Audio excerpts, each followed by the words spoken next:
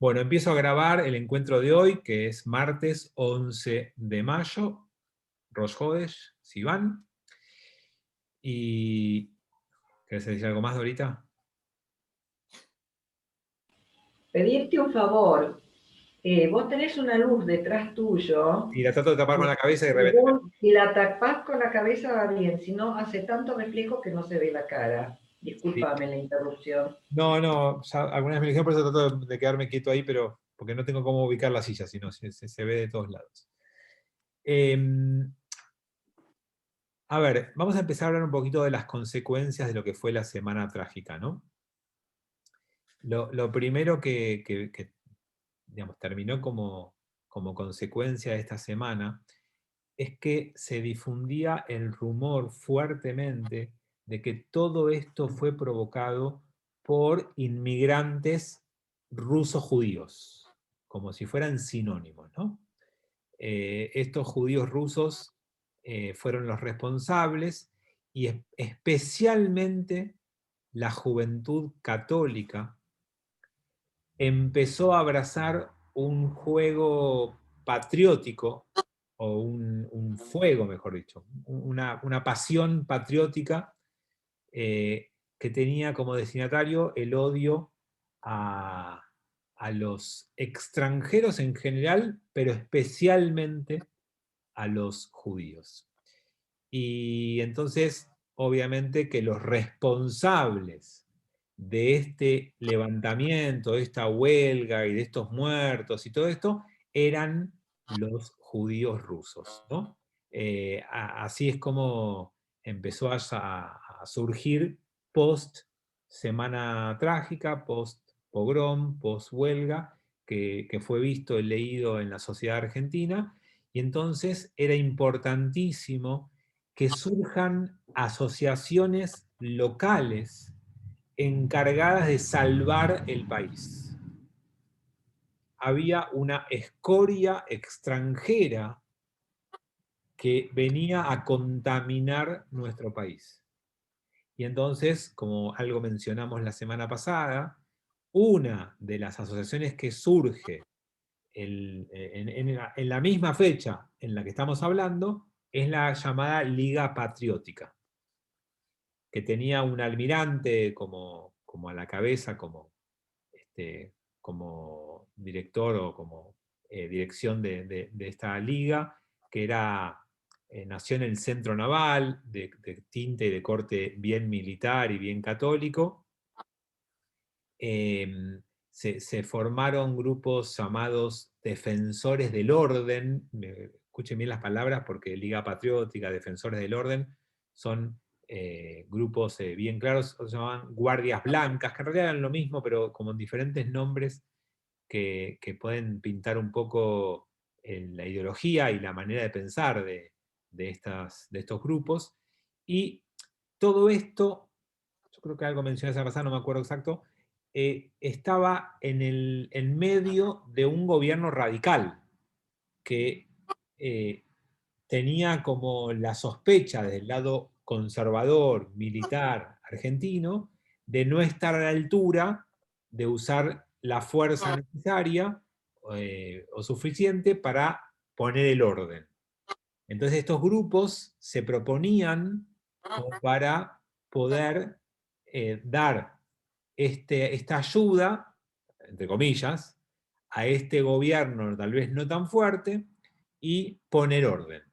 Para eso se convocaron, para eso estaban intentando asumir una función, y no tengan ninguna duda, en estos grupos estaba lo que se llamaba en parte la élite de la Argentina, grupos de la policía y grupos del ejército. Esta fue la conformación que se unió como fuerza para contrarrestar a estos inmigrantes que vinieron a revolucionar y a cambiar el orden social en este país. Había que defender la nacionalidad argentina, que estaba en juego. Y esto fue apoyado directamente por la Iglesia a través de lo que se llamó la Unión Democrática Cristiana.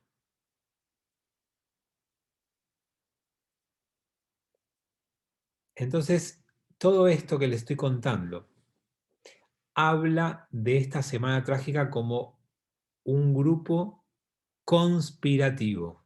Son palabras que les quiero dejar muy claras porque son las que hablan de nosotros como grupo amenazante, como habíamos visto en algunas cosas en Europa, como habíamos visto antes en la Edad Media. Son ciertos conceptos que se repiten en la historia, en cualquier país, en cualquier circunstancia, siempre que aparece la posibilidad, aparece esta idea. Hay atrás de la semana trágica la idea de que hay un grupo que conspira. Y por supuesto que contra eso hay que atacar y luchar, ¿no? Entonces, la comunidad judía quiere hacer alguna defensa a todo esto. Y entonces en ese momento la institución judía más importante, ¿recuerdan cuál era? Sira, el templo, ¿no? Era la congregación más importante, fundada todavía a fines del siglo pasado, del siglo anterior, no del siglo pasado, y que tenía, la única que tenía cierta fuerza.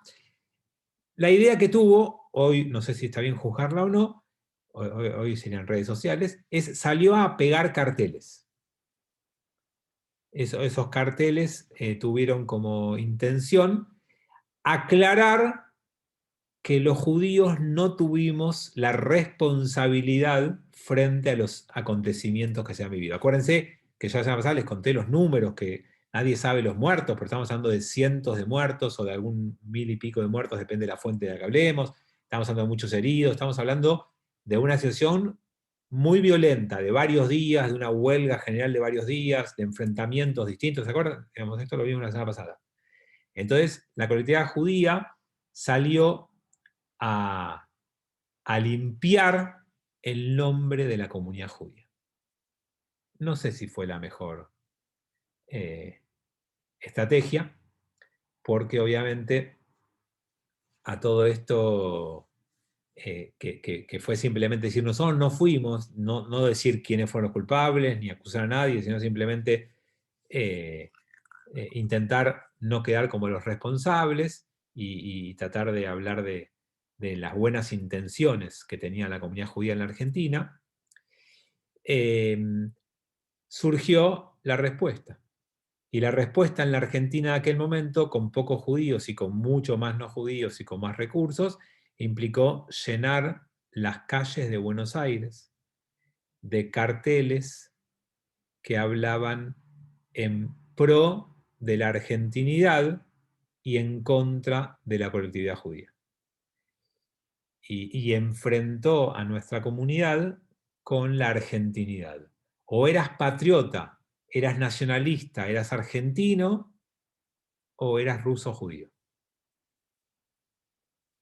Y ahí nuevamente aparecen terminologías típicas antisemitas.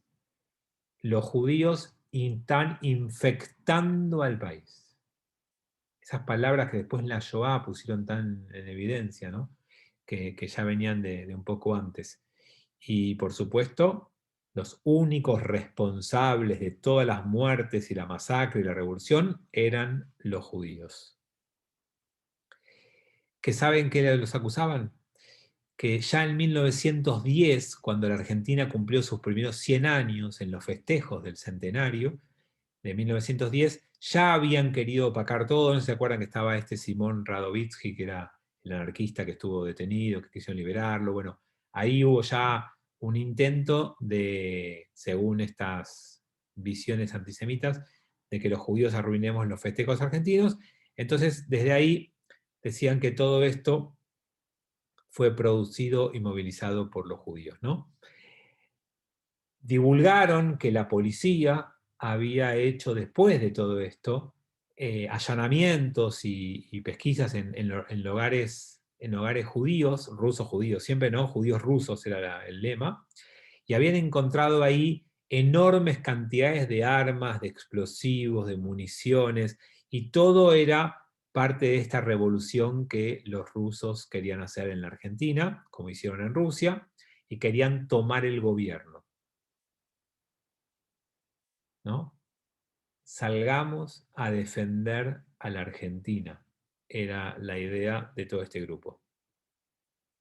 Y era oponer, ¿sos argentino o sos extranjero?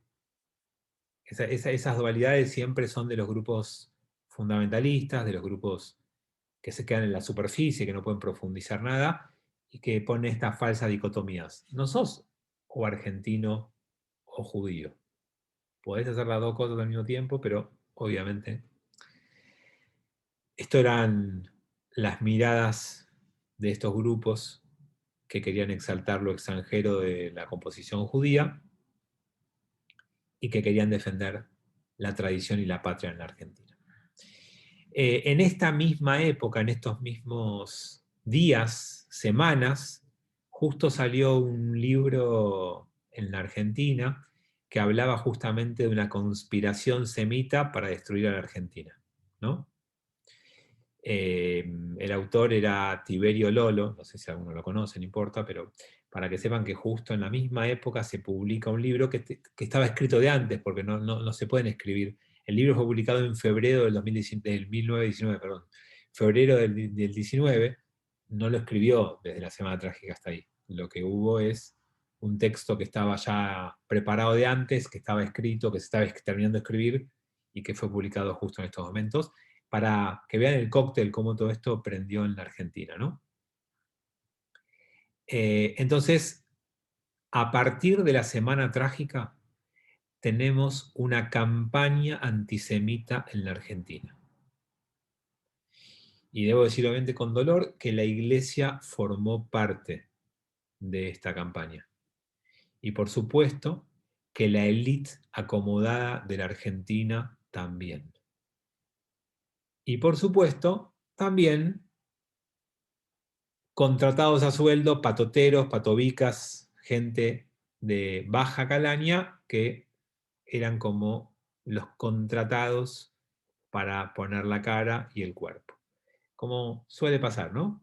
Hay movilización de cierta mano de obra desocupada o de cierto recurso poco formado y gente que ideológicamente acuerda y pone dinero para que esto pase. Y por supuesto, en el combo de típico de la Argentina, tanto el ejército como la policía tenían simpatía por esto. Ustedes se preguntan, ¿cómo pasó lo de la embajada y la AMIA? ¿Fue la policía y el ejército o alcanza con tener cierta simpatía para mirar para otro lado? Y lo más probable es que sea eso. De 1992 y 1994 son sospechas, pero no hay nada probado en ningún lado. Lo de 1919, que es más lejano en el tiempo y que ya pasó todo intento de reprimir, ya sabemos que fue visto todo con buenos ojos, tanto de la policía como del ejército. ¿Por qué? Porque hubo ataques físicos que fueron permitidos, porque hubo violencia hacia la comunidad judía que no fueron impedidos y que no fueron cuidadas como corresponde. Bueno, ¿por qué lo hicieron? Y quizás, algunos dicen, que había un desconforme, un descontento obrero en la Argentina, que había reclamos que eran entendibles y que se intentó canalizar ese enojo hacia los judíos. El típico chivo emisario, ¿no? Otra de las figuras clásicas de la historia judía, por eso también quería profundizar en esto, porque tiene muchos de los componentes clásicos del antisemitismo mundial. Entonces, tal vez viendo los dirigentes, la clase dirigente y empoderada de la Argentina, que los reclamos tenían cierta validez, intentaron que se desviara y que todo ese descontento que tenía la gente, la calle, termine en los judíos. Quiero hablarles de otro escritor nacionalista de esa época, llamado Ricardo Rojas, no sé si alguno también lo escuchó alguna vez nombrar. Criticó especialmente a las escuelas judías como el lugar donde esto se enseñaba, donde esto se sembraba en los chicos, en la educación, y entonces puso su pluma al servicio de demonizar a la educación judía y a las escuelas hebreas, y que haya ahí un lugar donde atacar. Y no sé si lo saben, pero hubo cierto éxito en esta campaña, hubo tiempos en donde la escuela judía estuvo prohibida, cerrada, tiempitos cortos, pero donde esto generó cierto ruido, trayendo fanatismo hacia lo semita y, y poniendo al judío como peligroso, ¿no? Y de alguna manera lo que él decía como autor, que es interesante esas ideas que perduran en el antisemitismo, que los hijos de los inmigrantes judíos tenían que elegir si querían ser criollos o judíos, y que todos elegían seguir siendo judíos. Estas falsas dicotomías de las que hablábamos antes, como si tuvieras que elegir entre ser judío o ser criollo. Y es acá donde más se acusó al judaísmo, ¿no? Bueno, escuelas en la provincia de Buenos Aires, en la provincia de Santa Fe, en ambos lugares vieron sus puertas cerradas o clausuras temporarias, sin mucho fundamento, pero como consecuencias de estas plumas. El otro ámbito donde se profundizó el antisemitismo, y de vuelta, soy tan puntilloso porque siguen hasta el día de hoy. El otro ámbito fue las universidades. Ahí también se llevó este discurso, estas ideas antisemitas, y especialmente hubo una de las facultades que se vio muy llena de todo esto, que no es la que hoy es más antisemita. Hoy tenemos más la de filosofía y letras y algunas así facultades muy tomadas por la izquierda. En aquel momento fue la de medicina, lindera con barrios típicos judíos de aquel momento. ¿Se acuerdan dónde está la Facultad de Medicina, no? Pleno 11, allí, bueno, acá tenemos gente egresada de esa facultad que está levantando el pulgar. Digamos, está en una cercanía, en un barrio típicamente atribuido a los judíos, especialmente en esa época. Tal vez hoy ya está más mixto, y entonces ahí tenemos uno de los lugares donde hubo mucho antisemitismo en la facultad. El otro camino era los libros, como dije antes, y ahora en ratito les voy a hablar de uno más, anterior a esta época, pero que tenía ya los destellos de lo que venía por delante. Hay varias editoriales, especialmente una que se llama Hermanos de las Escuelas Cristianas, para que vean un poquito el origen, con textos y con artículos bastante antisemitas, y alguno de ellos, de estos textos, fue usado en escuelas secundarias del país, y no alcanzaron las críticas y los pedidos. En aquel momento hubo un rabino que trató de luchar contra esto, se llama Samuel Halfon, no sé si alguno lo escuchó nombrar. Fue uno de los que trató de pelear contra las autoridades, especialmente con Hipólito Yrigoyen, para intentar que esto no tenga éxito. Sin embargo, no le fue bien. No se hizo nada, parte de estos textos siguieron siendo parte de la educación de los chicos en la Argentina. Bueno, después obviamente las colonias, también Clara hizo su esfuerzo para intentar que en la provincia de Entre Ríos esto tampoco tenga éxito de estos textos, y tampoco tuvieron éxito. Digamos, la verdad es que no nos fue muy bien en este lobby para lograr eliminar estos textos antijudíos. Bueno, algunos dicen, como siempre, que el objetivo de esto que pasó fue organizar cierto robo, saqueo, pillaje contra los bienes y dinero judíos, ¿no? Algunos dicen que parte de lo que pasó es comparable a la Edad Media, lo que estudiamos tantas veces, que había algunos miembros de familias típicas argentinas que tienen importantes apellidos, pero tienen exiguos fondos contantes y sonantes, son más dueños de tierras o de historias y no de capital, que tenían varios pagarés entregados a familias judías. Y que apoyando este tipo de pogroms iban a recuperar algunos de esos pagarés o algunas de esas cuentas impagas en ciertos grandes almacenes y demás. Son parte de los rumores, porque estas cosas no tienen evidencia física, porque ese dinero no es blanco, ¿no? Queda claro, ¿no? Que es como las caídas de ciertos bancos que dejaron mesas negras, ¿no? ¿Se recuerdan? Sobre eso no hay nunca evidencia real. Pero sepan que existe también esto y que algunos dicen que esto fue financiado en parte por las élites que querían terminar con ciertas deudas o eliminar ciertos competidores, como pasaba en la Edad Media en Europa.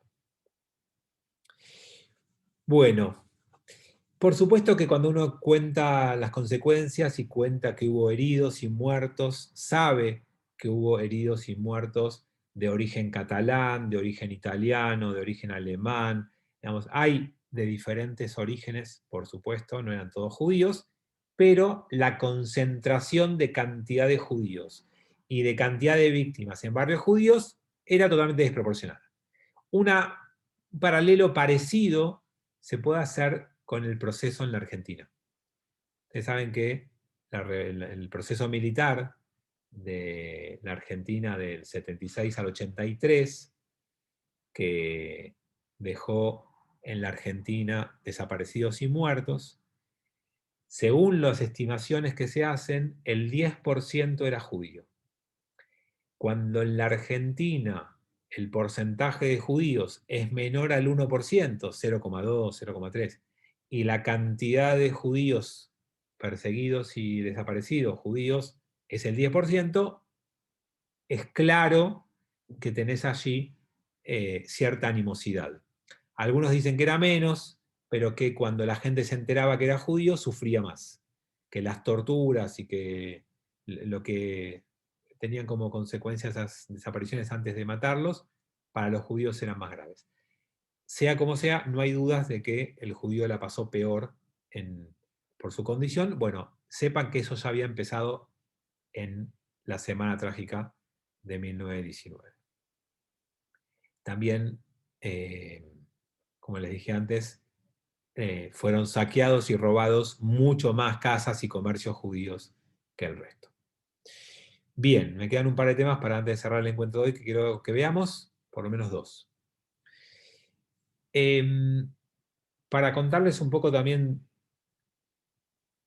qué excusa tuvieron fuerte, yo les conté la semana pasada que 1917, octubre, fue la Revolución Rusa, y que a partir de ahí lo revolucionario ruso tuvo mucha propaganda y mucha difusión aquí en la Argentina, y hubo gran parte de la colectividad judía que apoyó públicamente esa revolución rusa, y que especialmente en Moisés Ville, en la provincia de Santa Fe, hubo manifestaciones a favor de todo esto.